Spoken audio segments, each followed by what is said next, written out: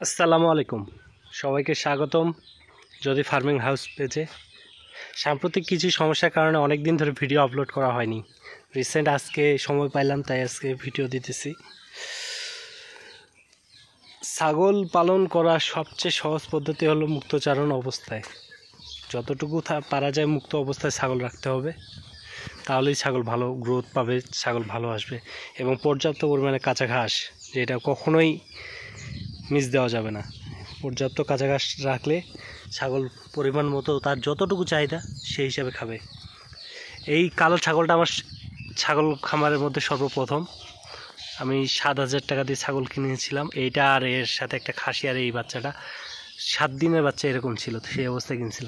তা আল্লাহর রহমতে আজকে আমরা এই মোটামুটি এখানে 3, এখানে 1, 4, এখানে 1, 5, 6, আল্লাহর রহমতে একটা থেকে আমি মোটামুটি খাসি একটা হালুয়ান মেয়ে ছাগল বিক্রি করছি।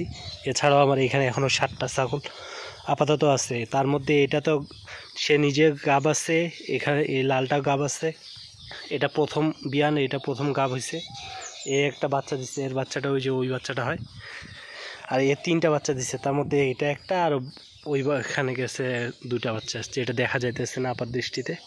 আর এটা ছিল প্রথম 3 বিয়ানের মধ্যে, যার মধ্যে 2টো বিক্রি হয়েছে, আর একটা আলহামদুলিল্লাহ এখন গাব অবস্থায় আছে। সব মিলিয়ে ছাগলের খামারে পর্যাপ্ত পরিমাণে আমি যেটা মেনটেন করি সেটা হলো কাঁচা ঘাস, পাশাপাশি ভিটামিন থাকা লাগে।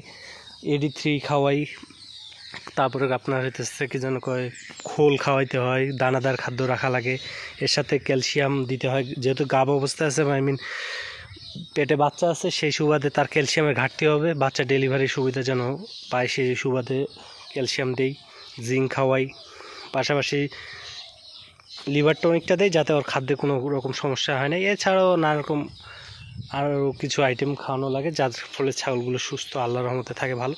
ছাগলের রং সব দিক দিয়ে আল্লাহর রহমতে ঠিকঠাক আছে। ওর বয়স হয়েছে এই জন্য একটু হয়তো ওইরকম, কিন্তু তাছাড়া আমার প্রতিটা ছাগলের কালার আলহামদুলিল্লাহ তারা পর্যাপ্ত পরিমাণে ভিটামিন পায় বলে সুস্থ সবল আছে। এবং কাঁচা ঘাস খাওয়ানোর কারণে তারা আরও সুস্থ সবল আছে। সব দিক দিয়ে আল্লাহর রহমতে ভালো। এছাড়াও ছাগলের খামারের যে জিনিসটা, সেই জিনিসটা হলো যে মেনটেন করতে হবে আপনাকে সব কিছু, তার যে কোন সময় কি প্রয়োজন না প্রয়োজন সব আল্লাহর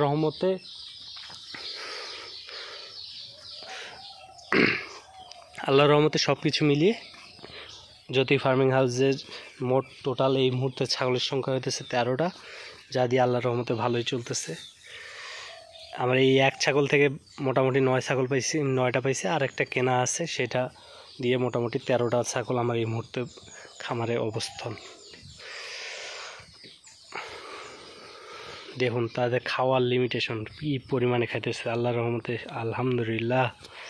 এইভাবে কাঁচা ঘাস মেনটেন করলে আর কিছু দিতে লাগে না। তারা এই কাঁচা ঘাসে ক্যালসিয়াম, ম্যাগনেসিয়াম, ফসফরাস, তাদের ভিটামিন, জিঙ্ক যাবতীয় আইটেম সব কিছু পায় বলে সুস্থ সবল সব দিক দিয়ে ভালো থাকে। কেউ কোনো অংশে কম না।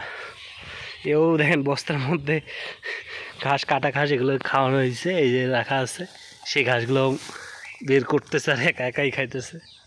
সব দিক দিয়ে আলহামদুলিল্লাহ ভালো আছে সব কিছু। সবশেষে সবাই দোয়া করবেন, আল্লাহ যেন আমার খামারকে বরকত দান করে আল্লাহর রহমতে। এই দোয়া করেন সবাই। আসসালামু আলাইকুম।